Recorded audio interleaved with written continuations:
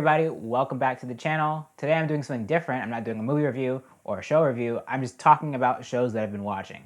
I've actually been watching a lot more shows than I've been watching movies, so I thought this would be a better fit for this week. Hopefully you get to check out these shows afterwards because they're all available on streaming and they're definitely worth watching. So let's get right into it. First show on my list, Sex Education. Sex Education premiered last year and I absolutely loved the first season, and this year they had a new season which I thought was also really good. Sex Education is a British comedy slash drama about a teenager who starts a sex clinic at his high school. This is one of the funniest shows on Netflix right now. I forgot to mention that, it's on Netflix. It has a great cast, great storytelling, amazing group of characters. They're all so diverse, so unique, and they have a lot of layers to them that they peel back as the show goes on. This is a very raunchy show that talks a lot about sex and some crazy sex moments, but underneath all that, there's a lot of substance too. They do touch on a lot of big topics that really affect young people, like mental health, sexuality, sexual health, all these things, family dynamics. There's so many layers, so many themes packed into this one show that it's definitely something you can watch over and over again and get something new from it. You also see so much representation in this show, and it never feels like they're pandering. It feels like these people are just naturally a part of this story, that everybody has a place, everybody is their own character. They're not just the token black character or the token gay character. Like, everybody fits into the story, everybody is a fully fleshed out character. So I definitely recommend watching this one. Next is I Am Not Okay With This, which is also on Netflix.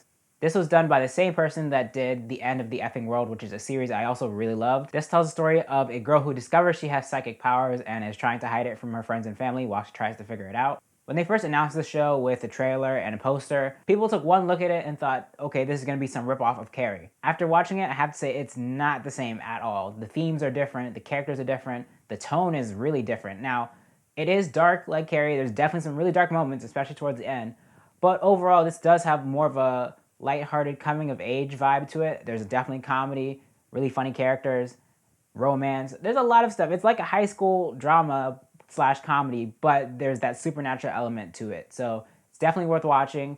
And it is kind of short though. It's only 7 episodes and the episodes are like half an hour. So you get through it really, really fast, especially if you're like me who can binge a show really, really fast. But it is definitely worth watching. Show number 3, which is Never Have I Ever, another Netflix show. Netflix is just really killing it with the coming of age genre, especially with their shows. Never Have I Ever tells the story of an Indian girl who's growing up in California who has to deal with a big, big loss in her life towards the beginning of the series. And you see her kind of dealing with that while also dealing with crushes and being there for her friends. There's just a lot of stuff going on, and it's really a character-driven show. I mean, there are some crazy things that happen here and there, but at its core, what you're really looking at is what it's like for this girl growing up in a family that is very traditional Indian, has their own rules and regulations, and then there's all of her friends dealing with their own stuff. Like, there's just so many layers and things going on in the show that I thought it was really great. The show is also really funny. They really have some out-of-pocket jokes in this one. If you're someone that gets offended easily, you may not like it as much, but I think it's still very smartly written, really funny. They do a great job of showing Indian culture in the show also. It really does feel like a genuine first-hand account of what it's like for a teenager growing up in a traditional Indian family. You see a lot of the events they do, you see a lot of the cultural practices. They talk about arranged marriage, they talk about the expectations that they have in terms of education and where they're supposed to go in their lives. There's a lot of ways that they really show what Devi is going through, the main character, how her culture shapes her, how her connection with her family is like. They do go through a lot of what's making this character tick, and I think that is what makes this show really interesting to watch. It's created by Mindy Kaling, actually, so that's really cool. And it's pretty recent, too. It just came out, and I don't think they've announced the season 2 just yet, but I definitely think it's worth checking out. It's really funny. There's some great characters, and I am excited to see where it goes from here. All right, and these last 2 are both from FX, and you can watch these shows on Hulu because Hulu and FX recently this year made a deal where you can now see all their stuff on Hulu. These 2 are some really interesting shows. One I liked more than the other, but we'll get into it. Number 4 is Devs. Devs is written and directed by Alex Garland, who also did Annihilation and Ex Machina. Devs tells the story of Lily, a girl who tries to find out what happened to her boyfriend after he mysteriously disappears soon after being promoted to the devs division of this company, Amaya. This show is very trippy, very psychological, and it asks a lot of big questions.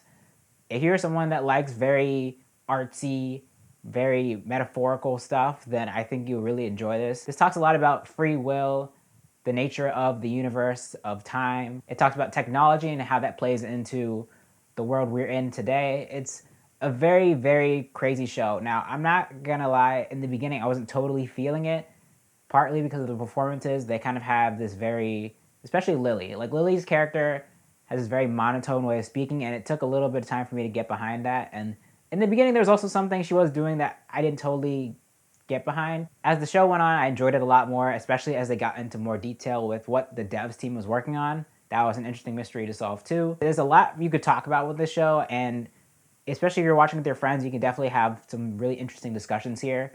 Again, the beginning didn't totally have me sold, but as it went on, it definitely got better. So I definitely think it's worth checking out on Hulu. And last but certainly not least is my favorite show, or favorite new show of 2020, which is Dave. Dave tells the story of Dave Bird, who we all know as Lil Dicky. This is the story of his rise to fame, how he became a well-known rapper. I don't know how much of this is based off of things that really happened and how much of this is fictionalized for the show, but it's a very crazy journey.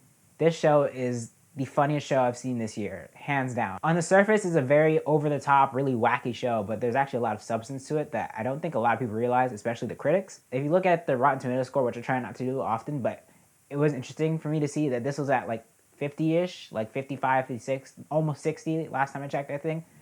I think they were wrong about it, actually, and I think the audience score is actually a lot higher.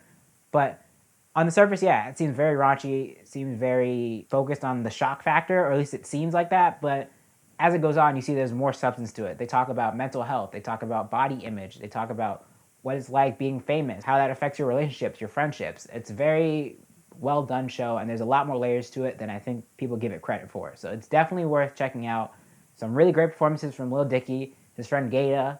They all absolutely killed it. There's not one bad character in this show. I loved all the characters. So please watch this one if you can. It's on Hulu. It's also a very short one, only 10 episodes. 30 minutes each, so you can knock it out really fast. So I hope this list keeps you busy during this time of self-isolation or self-quarantine, whatever you want to call it. If you get a chance to watch these shows, come back here and let me know what you think about them down in the comments. Also, don't forget to like this video, share it, and subscribe. Thanks for watching. I'll see you in the next one.